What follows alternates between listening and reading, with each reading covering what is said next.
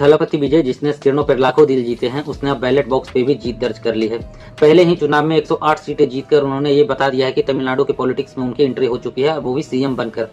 और सारी क्षेत्रीय पार्टियां जैसे कि डीएमके, एआईडीएम को सारे को धराशायी कर दिया है। लेकिन रुकिए, तमिलनाडु में ये पहली बार नहीं हुआ है कि कोई एक्टर हो और सीएम की कुर्सी तक पहुंचा हो।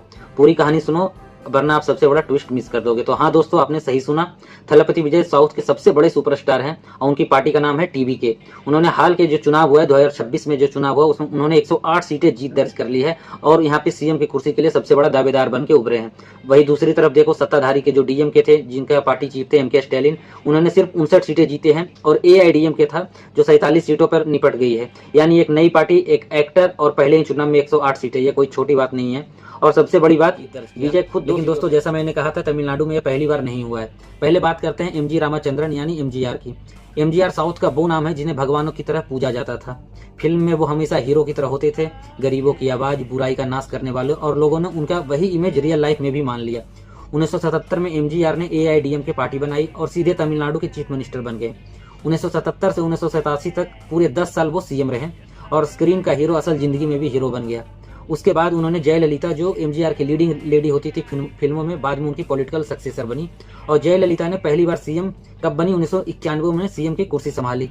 जिन्हें लोग प्यार से अम्मा कहकर बुलाते थे, अम्मा यानी माँ। उनके लिए लोग रोते थे, उनके लिए लोगों ने जान दी है और वो कई बार तमिलनाडु की चीफ मिनिस्टर बनी है। तो समझो दोस्तों, तमिलनाडु की जनता स्क्रीन और रियलिटी में ज्यादा फर्क नहीं रखती है। जो दिल जीत ले वो गद्दी पे बैठा दिया जाता है। तो ये आप देख सकते हैं, वैसे ही जैसे एमजीआर पहली बार सीएम बने एक्टर होकर, फिर एक्ट्रेस होकर, फिर बनी कौन? जयललिता। अगला हमारा था क्या? अब विजय साउथ के सबसे बड़े सुपरस्टार में, हाल के सबसे बड़े सुपरस्टार है। उनकी फिल्में जैसे कि लियो, मास्टर, मार्शल और बिजिल, इन फिल्मों में उन्होंने जो किरदार निभाया है, वो किरदार आम आदमी के थे, सिस्टम से लड़ने वाले थे, सच के लिए खड़े रहने वाले थे।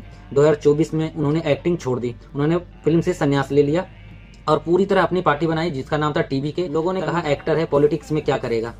उनकी पार्टी का पहला बड़ा कॉन्फ्रेंस था और 8 लोग, कॉन्फ्रेंस में 8 लाख लोग आए। और 2026 में विजय ने इनका जवाब भी दिया और बैलेट बॉक्स से दिया। 108 सीटें जीत दर्ज की, जो कि उनका 35% पॉपुलर वोट था। आप सोचो कि 234 सीटों के विधानसभा में इनको 108 सीटें मिली है। एमजीआर ने भी यही किया था, जयललिता ने भी यही किया था और अब विजय ने भी। तो तमिलनाडु की जनता ने एक बार फिर ये साबित कर दिया है कि यहाँ जो जनता का दिल जीतेगा वही राज करेगा। तो दोस्तों, तमिलनाडु का इतिहास हर किसी को पता होना चाहिए। एमजीआर से जयललिता और अब विजय, तमिलनाडु का ये सफर कभी भी नहीं रुका है। और सबसे बड़ा सवाल है, क्या विजय अब सीएम बनेंगे? क्योंकि उनका मेजोरिटी से अभी 9 सीट कम है। उनका सीट 108 आया है और मेजोरिटी के लिए 117 सीट है। एमजीआर को वो विरासत को आगे ले जाएंगे।